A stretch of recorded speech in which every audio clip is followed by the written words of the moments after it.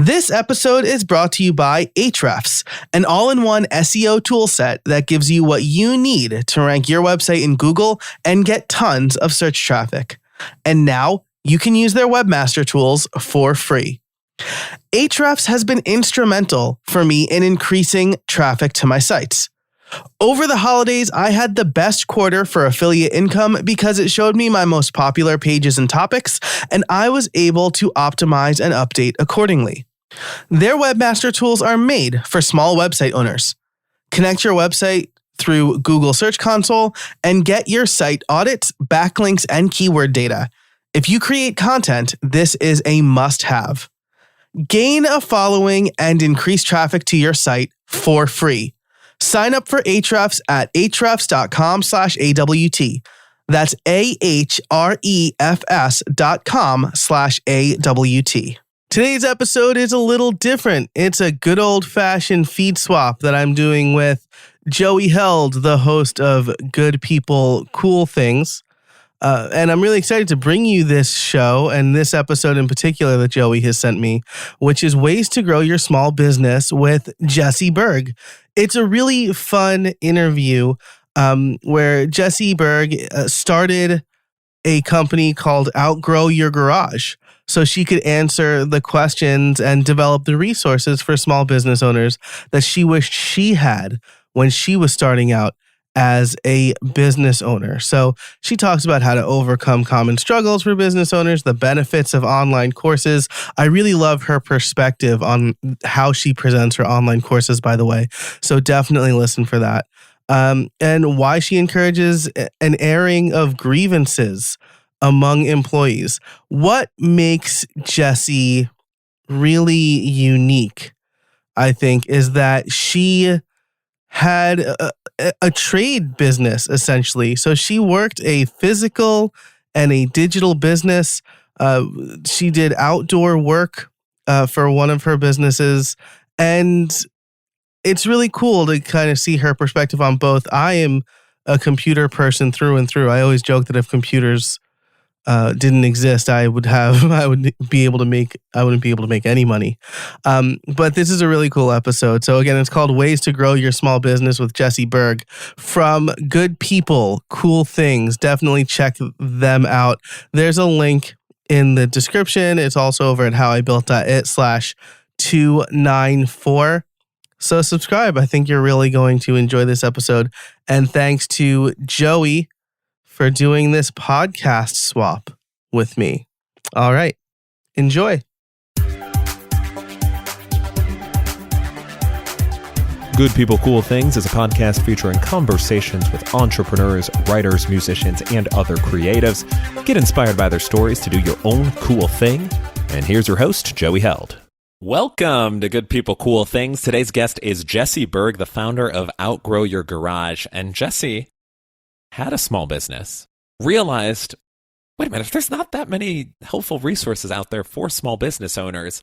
I'm being asked a lot of stuff, and I'm like, why is there nothing out here for it? So she went ahead and created Outgrow Your Garage, which offers courses and resources and easily digestible formats, which is always a delightful thing to see for small business owners. So if you own your business or are aspiring to own a business and you're like, I have no idea where to get started, or I don't know what to do about hiring people, or I don't know anything about financials, Outgrow Your Garage has resources for all of those things in nice animated videos, in transcripts, in audio, whatever your preference. You're getting all the goods, and that is some good things. Just like the name of the show, kind of, a twist, because it's good people and cool things, you know. If you'd like to get in touch with the show, you can reach out on Facebook, Twitter, or Instagram at GPCT Podcast. Even better, head on over to goodpeoplecoolthings.com. Sign up for the newsletter, which gets sent to your inbox, and it has all kinds of goodies, from resources, tips, interviews that share all of this wonderful content for you so you can make your business brand grow even better than it ever has. So nestle in, lean back, and enjoy this conversation with Jessi. To kick it off, can you give us your name, an elevator pitch, and also the type of elevator that we're riding on? My name is Jessi Burg, founder of Outgrow Your Garage. We do accessible business development for people who don't have time or funding to do a lot of business development in their world because they're busy actually running their business. And let's see, what kind of elevator? I always like those old birdcage elevators, like when you go into the old buildings in like San Francisco from the early 1900s, and you got to close the cage and then close the other door, and then the elevator moves up. I always thought they were real fun. Nice Art Deco elevator. Definitely want to talk about Outgrow Your Garage, but you kind of got the idea for that after starting another business. So how did you get into business in the first place? Yeah, so I have spent my entire life working in trades, services, seasonal businesses. I've worked at summer camps. I've worked in environmental education. I've worked in farming. My dad was a mechanic. My mom worked in printing. My first job was loading the stitcher in a print shop at 12, which, fun fact, definitely violates child labor laws, but definitely, luckily, child labor laws don't apply to family-owned businesses. So, no harm, no foul. So I've really spent my whole life working in these businesses that just don't fit neatly into what we think of as business, right? They're not office-based, they're not corporate. In order to grow them, you have to scale by hiring people, right? Even at a factory, you still need people to run those machines, right? So you have to hire more people who are able to run the machines. And when I started work 25 years ago, computers running machines were not as common as they are now. But so eventually I wanted a savings account, right? I hit my 30s and I went, it would be neat?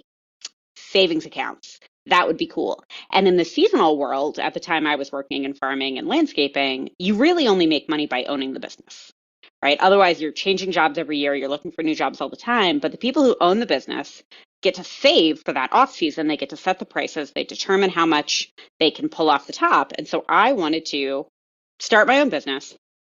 I wanted to be able to treat my seasonal staff better than I had been treated at a lot of the jobs that I had. And I wanted to really do some good in the world of business. What I found was that sustainable landscaping was a lot of fun. I loved being my own boss. I really loved training staff. I really loved working with clients. I did not love how few resources there were for people building that kind of business. So I would show up I'm from Colorado, and we passed a really cool PTO law a couple of years ago that said everybody's entitled to PTO. Every company has to provide PTO for their employees, whether they're part-time, whether they're full-time, whether they're seasonal. Here's some funding and resources for employers to make that work. I showed up to every single learning session and said, but how will this apply to seasonal employees? What happens? It says, you have to kick their PTO back in if they come back within a year. But what happens if part of your regular workflow is laying people off and then hiring them back 2 months later? And they went, well, there's not really enough seasonal employers in Colorado for us to worry about this. We're literally known for our ski industry, guys. Come on. So that type of experience, I kept having that kind of experience, and I kept having that kind of experience. And so what ended up happening is I had a lot of opinions publicly, and people started asking me how I was running my business and how I was working around those issues. And I was developing a reputation for being a good business owner. I had zero staff turnover in my landscaping company, which, if you know anything about seasonal businesses, turnover in seasonal businesses is a huge, huge issue, and I just had none. So I was starting to teach people about business. And then some of you may remember in 2020, 2021, we had this big global pandemic that affected lots of things. And in Denver, I recall it, yeah. Right, yeah. We kind of remember these things. And I always think we're going to listen to these podcasts in like 2 years and be like, I've totally blocked that out of my head. What happened is the cost of living in Denver skyrocketed, just astronomically skyrocketed in 2021. And at the end of 2021, every single person on my staff was leaving the state because they literally could not afford to live in Colorado anymore. The cost of living had gotten so bad. And I went, well, that's a really clear sign to transition out of this business and into doing this other business, Outgrow Your Garage, that's focused more on that advocacy and how do you build a business that doesn't fit neatly into these other styles of business. So that was the path to how I got here. And now it's been about a year since I made the shift, and I love it. I never thought I would really like running an online business, but as it turns out, it's great. Again, we're going to talk about the pandemic a little bit. I think that's something that people have kind of looked into more is like, hey, I'm stuck at home, but I would be interested in being my own boss and running a business. And I think an online like the foray into online and digital, I think is an appealing prospect for a lot of people. But having done both physical world versus an online business, what have you learned from, I guess, both of them that you can apply to the other? And has there been something that's kind of surprised you along the way? I mean, they're a lot the same and then they're a lot different between the two styles. One of the things that I found a lot with the specific type of physical business I ran, which was landscaping, is there were all these things nobody ever talks about that goes running into a service-based business, right? So you have to pay for not just the amount of time that somebody is providing that service, but you have to pay for the gas to get there and the time it takes them to go to estimates and all the estimates that didn't turn out into actual sales and the back-end office people who never do anything billable but are absolutely vital to running the business. Because when you call a plumber, you expect somebody to answer the phone and say, this is when the plumber is going to show up. So you need somebody to do that, but that person does not ever come out and fix your plumbing. So they're straight dead weight in terms of finances. So you have to pay for all of those pieces that happen. And when we think about a service, we don't think about all those back end things. And when we talk about how to build a business, we talk about overhead, but we don't talk about variable overhead. The cost of gas is skyrocketing right now, which affects all of your construction projects. It affects all of your house cleaners. It affects all of your roofers. It affects all of these different mobile businesses. It affects your food trucks. And so figuring out those pieces was huge in my personal business journey on the physical side. But then on the online side, there were all these other pieces I had to learn about that weren't in my scope of vision. I know more about back-end tech solutions and APIs and things about how different programs integrate with each other and how to evaluate that and look at that, which are things I never needed to know as a landscaper. But that now, because I have that experience as a landscaper, I can look at it and go, this will work for somebody who's operating their business from their phone. This will work for somebody who's primarily working in an area that doesn't have cell reception. This company has a solution for how do you take credit cards when most of your clients do not exist in a place with cell reception, or you can't guarantee that, right? Colorado, we have lots of mountains. We have lousy cell service in a lot of places. And that's true of a lot of rural areas too. And so how do you solve some of these issues? And knowing exactly what those are has been really beneficial in working in the online world. The flip side to that is I can still work outside. So I have my nice patio table and patio chair, and I can still go sit and work outside. So I can still get that hit. Is there a certain area that you found most business owners gravitate towards needing help with? Or is it kind of the whole shebang of owning a business? I think for a lot of people, it is that whole shebang. A lot of people who go into business, they know a lot about the thing that they do and almost nothing about running a business. And so common places to struggle that everybody knows about are like finances. Everybody knows you don't know anything about taxes and finances, and you should hire a professional about. But a lot of people don't think about that staff piece of you have to at some point delegate a part of your business to another person. And that delegation piece, I think, is the most stressful for a lot of business owners, partly because we're not really trained in how to do it well. We really exist within this culture where you're supposed to be good at everything, even though everybody knows you're not. So figuring out what you're good at and what you're not, particularly when you have more time than money, but also figuring out that piece of how do I just let this go? You have to decide that you're going to hand it to somebody else, and however they do it, it's still going to get done and it's going to be okay, even if it's not how you would do it. And I think that's the least talked about and single most stressful part for anybody who's just starting to grow a business or anybody who's a first-time manager.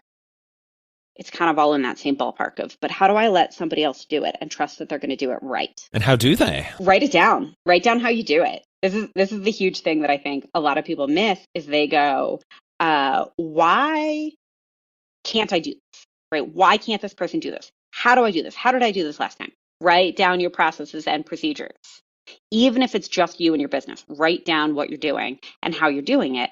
Twofold. One, so if you don't do it that often, you remember how you did it the last time, so you don't have to spend that time figuring it out. But also because then when you do want to hire somebody, whether that's a virtual assistant, whether that's an actual staff office person, whether that's a person to drive your trucks, whatever that first hire is, usually it's either someone who's going to bring in billable hours and work for money producing tasks, or it's going to be somebody to help answer the phone. That's almost always one of those two is what gets brought in.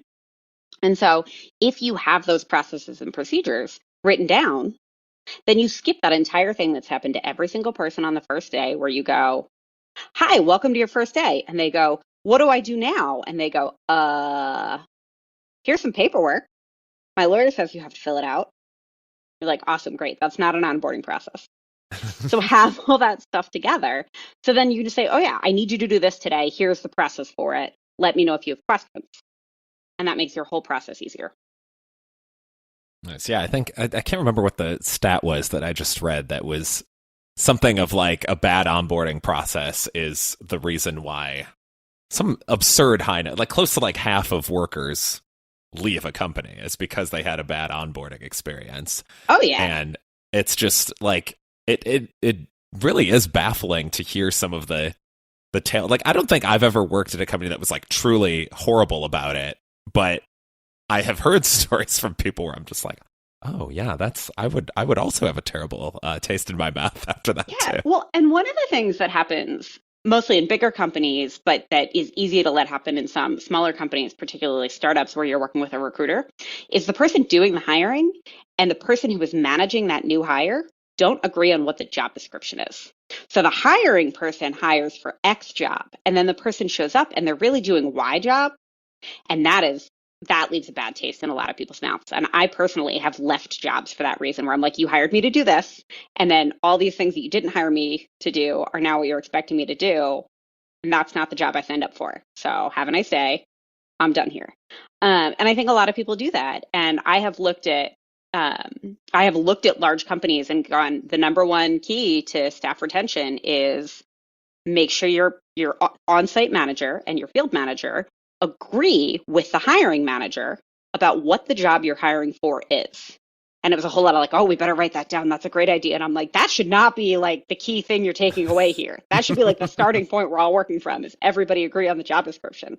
But that's the thing people were taking away. And so I think it's important to remember what the job description actually is when you hire, because that's what the person signed up for.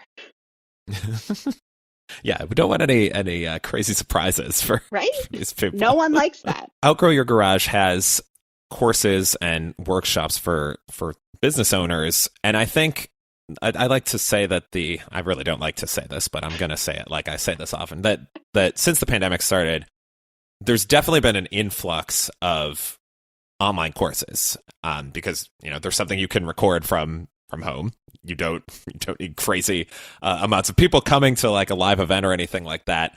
And I think generally people like doing things that they can do from home. They don't have to go anywhere for a course. So the issue with that is that the sheer volume of it, you're going to get a lot of duds. And I've attended webinars or signed up for courses where I was like kind of similar to a job listing like that, where it's like, this wasn't exactly how you advertised it. Maybe you touched on it a little bit, but not anything like that. So kind of a two-part question for you. What format do you kind of have your courses in a way that is engaging for people?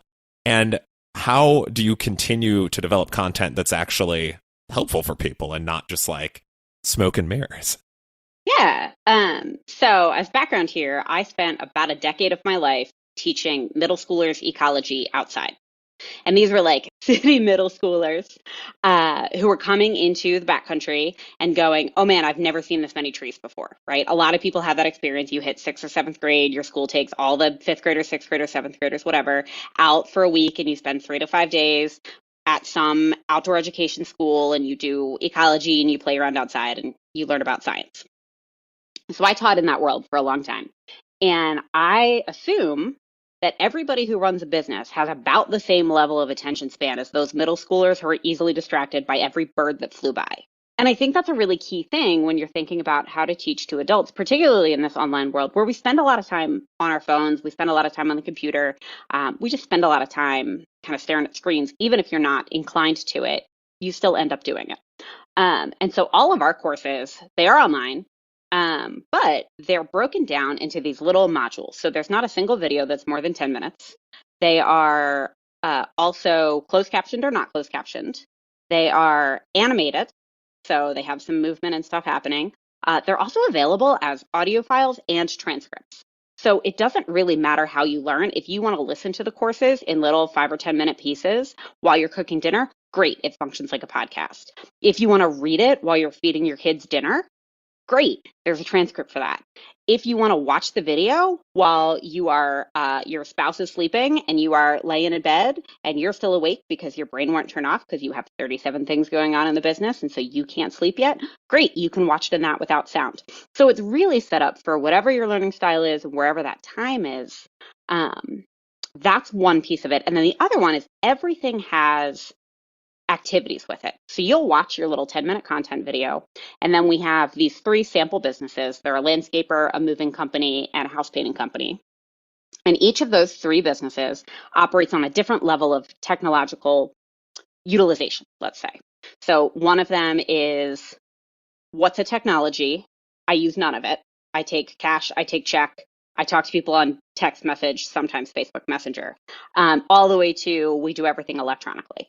And so we really look at how do you implement these ideas, whatever that idea is, to your business, and how does a business that is like yours do that? And then there's an actual activity that says, okay, here is the content. Here's a list of questions for you about your business. This is how you apply the content. And so it really sets up that idea, example, application. And you go through that process 4 or 5 times in a given course, depending on what that course is on for whatever the topics is. So the hiring course goes from how do I hire when I don't know what I need, what's even the list of tasks and things that happen to my business, all the way through how much does it cost to hire, how do I write a job description, where do I post it? So you have all these pieces. So you end up with an action plan about that topic at the end. And you never had to spend more than 10 or 15 minutes at a time doing it. And then the other piece to answer that question about, I don't want to buy something if I don't know what it is. Great. We make the intros to all of our courses free. So you can go into any course and you watch the little introductory video. And then part of that introductory video has a summary of every single individual module. So it says, this is what you're going to do, and this is what it's about, and this is the activity. And so you have a really clear idea of what it's going to be. So if you're really interested in staff training and onboarding, and you look at our hiring course and you see it's mostly about what do I need and how to write a job description, you're going to look at that and go, oh, that's not what I need. I probably need this other course over here that's called staff training and onboarding. So they're really clear in terms of that. I never want somebody to purchase something and be like, nope, that wasn't what I expected. I want them to know exactly what they're getting. And then we also do co-working sessions. Sometimes we call them co-working, sometimes we call them Outgrow Your Garage office hours. And those happen twice a week and those are free. So people can always drop in and ask questions about our courses. And so, hey, here's my business, here's how it is. Do you have a course that meets my needs? And we can say, yes, we do, or no, we don't, but here's the release date for that, or no, but that's a great idea and we'll add it to the list. And so we're really on top of that. And so that information's all on our website too. What's one of the most unusual questions you've gotten in an office hour? Let's see. Unusual. Not unusual, I would say, but earlier today we were talking about grants and how to find a grant for your small business to generate some of that startup capital. Because as small business owners, a lot of us don't have rich uncles to conveniently come in and give us startup funding. Some of us do, but a lot of us don't. And so figuring out how to do that early stage funding was a big one. So that's one. Grants wasn't a common question. And sometimes there are and sometimes there aren't. That was one. But then another one was about how to use TikTok. And somebody asked me the other day about how do I use TikTok? And I hear it's owned by the Chinese government. And can I safely use TikTok for my business? And I was like, I don't know enough about TikTok to answer that question. Does your client base use TikTok? And that's your first question. But I don't know anything about the technological and digital safety of your business on TikTok. I just know that a lot of people use it. And if that's where your clients are, then you can try that. I think the Chinese government, rumor or myth, I think has largely been debunked. But that was good enough to scare me off of TikTok back in the early days. I was thinking of downloading it, and then I read about that. And I was just kind of I don't know. And then people will send me TikTok videos, and most of the time I'm kind of I don't know if I wanted to watch that. I feel I just wasted a few minutes of life. But then I've also had several people tell me I would thrive on TikTok. They're like, I've seen what you Right? post on Yeah. Instagram once a month. You probably do pretty well on TikTok. And I was like, I really don't want to start another thing over Right? there. That's kind of how I feel about TikTok. Like I'm a little bit like, oh, the kids these days use the TikToks. Um, I couldn't remember what it was called earlier, and I called it a TikTok, and I was like, that's not right, but that's funny. TikTok's pretty good. Like I'm just gonna call it that candy app, the TikToks, and like that'll really drive my 17-year-old niece nuts. Nothing drives kids angrier than quoting actual products. Exactly. It's the greatest. It's the greatest. On a candy related topic, this is very off base, but the last time I took a flight, I saw someone playing Candy Crush, and I was very apparently it's still a pretty big market. I thought it really dissipated back in its heyday of whenever that was, 2018, maybe 2017. It might have even been earlier than that, because I feel like I started the landscaping business in 2017, and I feel like it might have been done before that. It's already, or maybe that was just when I ran out of time to play computer games, because I started a business, and that was all I did for many years. Now, another question I always like to ask is a question you wish you were asked more frequently. I say because it's less work for me, because you're providing the questions, which is always good. But how can service-based businesses meet the needs of employees who want flexible schedules and remote work options? Yeah, so this is a question that comes up all the time, right? Where somebody says, okay, people really want to work for smaller companies, or they really want to try working outside, or they really want to work for a trades and service because they want to work with their hands, but they also want to be able to work remotely, and they want to be able to have these flexible schedules. And I think it's really two different questions that are being asked there, right? So one is, how do I let people work remotely? And the answer is, your admin people can. There's not necessarily any reason your admin people can't work from home. Maybe you have a co-working space that they can come and work in if they need, something that's not their house. Plenty of people have kids and pets and spouses and construction and apartments and all kinds of reasons they have no desire in life to actually work from home, but maybe they want to go work at a co-working space, and that could be a lot less expensive than having an actual office space. So these creative solutions around remote work of, does everybody in your office actually need to come in? Can your warehouse staff do database or emailing or data entry or whatever from home? If you have an all-staff meeting, can you do that virtually, right? And sometimes that makes more sense. Where we used to have our landscaping meetings, we would do our all-staff meeting every other Monday at 7 o'clock in the morning. And we always did it virtually because it seemed dumb for somebody to drive all the way to the warehouse where we kept our stuff from one side of town and then go all the way back to that side of town to go to the job site. So we don't want to make people do that driving if we don't have to. In terms of those flexible schedules, you have this idea that everybody has to be working on the same schedule. But that's really not true. So you can have somebody who starts at 5 a.m. and works till 1, and then somebody else who starts at noon and works till 7. And they can kind of shift that schedule a little bit to go, okay, that'll work. And you actually get more hours of work done in a day, but you're offsetting your schedule. And so you can look at solutions like that. You can look at, do you want to have some carve out spaces for timing that for people to drop off kids and childcare? That's almost always why people want those flexible schedules, is they want to be able to handle childcare. And so with that childcare option, what is the school time that your people need? Talk to your staff, find out what they need. And if you ask your staff and say, hey, what do you need? I would really like to be able to offer this. I don't know how. I bet you they'll have some good ideas, because they've spent a lot more time thinking about that than you have. And that, I think, is the thing we miss a lot, is we think we as business owners, we as bosses, we as managers, we as leaders need to have all the answers. But if your staff have a problem, your staff probably also has an idea of how to fix it. That's how a lot of the best ideas are born anyway, right? Where it's you see an issue and you're like, wait a minute, this could be better. Yeah. Well, and like in one of my favorite things I have ever done at a company that I instituted with the landscaping company is in October of every year, we sat down, sometimes virtually, sometimes in person. It kind of depended on scheduling. And we did a seasonal airing of the grievances. And that's exactly what it was. We wrote down every single problem that anybody could think of and everything they wanted to change. And there was no trying to solve it. There was no judgment. There was no anything. And I facilitated it, and I did not contribute at all, specifically to preclude the idea that I'm going to talk anybody out of anything. All I did was scribe and write it down. And that gave me a state of the union of my company. I knew exactly what people were dissatisfied with that I wanted to work on for next year. Everybody felt like their voices were heard, so nobody was sitting on anything and grumbling about it and going, there's this problem and Jessi's not addressing it, right? So they always had this. So you had this open line of communication, and that really contributed to that staff retention piece. I kept my leadership staff year over year, and that's also pretty uncommon for staff that you're laying off all the time. Was there something in the airing of grievances that totally took you off guard? You were like, I was not expecting that at all.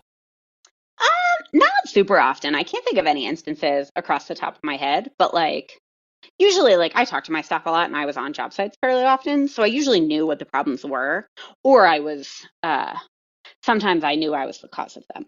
I definitely tried not to be the manager my staff was always really competent. So I tried not to be the manager who gets in their staff's way too much.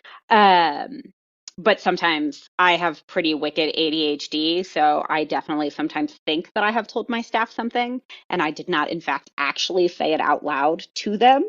And it turns out that thinking I said it and actually saying it are two different pieces, and my staff did not always appreciate if it stayed in my head. So sometimes that would come up. They'd be like, we need you to be better at the communication. And so new people were always really hesitant to say that. And my staff who have been with me for a long time will be like, Jessi, stop being dumb. Use your words. I'd be like, thank you. I will work on that. Having just encountered something similar where a person just thought they had said something, I think it's good. It's a good skill to always be honing on, really, is saying words instead of fully communication. Thinking It's real. I hear people like it. We can all be better at it. All right. Well, Jessi, you're almost off the hook here. We're going to take a little bit of a skirt left turn here for your top three, which is your top three bands to see live. Oh, man. So I really love live music, and I really love live music that's a proper experience. And so for context, I grew up in the ska punk resurgence of the late 90s and early aughts. So all of my early concert experience were full of horns and bopping around, and that is what I think a good concert is. And so bands that I really love live are currently touring bands I really love live are Mustard Plug. Puts on a great show as a newer ska punk band. Sometimes they tour with Real Big Fish, which I have seen Real Big Fish a pile of times, and I love it every time. Other bands I really like live is Sturgill Simpson. Puts on a spectacular live experience. And then my favorite surprising band that I like live is the Decemberists, who I did not like until I went to their first show. Somebody invited it to me back when I was living in Philly a million years ago. And they said, hey, I have this extra ticket. Do you want to go see this band? And I was like, yeah, their album's okay, but I'm not doing anything. And I guess so. But they're awesome live. And so that was a really big surprise. So those are kind of my top ones, or ones I can bop around to, are always, I like bopping. Love a good bop. You might appreciate this as well. In college, I took a public speaking course that was a required course we had to take. And one of the speeches we had to give was a persuasive speech of some kind. And mine was why you should go see Real Big Fish in concert, because I had recently seen them and it was like, oh, this was really good. And everyone else in the class that was there would take notes and give you kind of an overview of how you did. And the girl in the class who was the smartest by far and just very good at everything she did said, I'm convinced, where can I buy tickets? And I said, boom, that's a good persuasive speech. Right? Yeah. And they are great live. I recommend everybody go and see them because they're so much fun. Yes. Second it right there. Well, Jessi, if people want to learn more about you, about Outgrow Your Garage, see some of these videos in action, where can they find you? So the easiest way, of course, is our website, which is www.outgrowyourgarage.com. We're also on Facebook and we're on LinkedIn. I personally am on LinkedIn. I'm fake on Facebook. I'm sort of there, but mostly I just promote my own stuff on Facebook. But my LinkedIn has actual content. And yeah, those are the main ways. If you sign up for our mailing list, you get fun and exciting emails every Monday that are just the next 4 co-working/office hours, our most recent blog entry, and then usually one other thing. They are specifically designed to be skimmable in less than 15 seconds, and they only come on Mondays. Love a good skimmable. That's one of the promises I make with the newsletter for this podcast as well. I'm like, we're not going to give you 3,000 emails every day. I give you one every Monday. You can skim it. It's easy peasy. Love it. Well, Jessi, thank you so much for taking the time to chat. This was fantastic, and excited to check out. I poked around a little bit, but excited to check out some more videos. Yeah, absolutely. Thanks for having me. I'm excited to have found somebody I can talk a little punk rock with. Always a good plan. And when you reached out, you dropped some jokes, so you know that we have to end with a corny joke, as we always do. And you're welcome to share one of yours as well, but I've got one so you don't have to be put on the spot for corny jokeness here. So my favorite joke, we can swap corny jokes, but my actual favorite joke is what's red and smells like blue paint? Red paint. Love it. And that is what's your, now I want to hear one. You have to tell one back now. Well, this one, I tried to make it business themed as well. Why was the hot air balloon business doing so poorly? Why? It just couldn't take off. Get after it today, I like people. Good People, Cool Things is produced in Austin, Texas. If you were a fan of this episode, go ahead and hit that follow button. That helps more people hear the show. You can send me a message, joey@goodpeoplecoolthings.com. Thank you to all of the guests who have been on Good People, Cool Things. You can check out all the old episodes via goodpeoplecoolthings.com. As always, thank you for listening, and have a wonderful day. All right. I really hope you enjoyed that. Once again, the show notes, which will be pretty light, but there will be a link to the Good People Cool Things website over at howibuilt.it/294.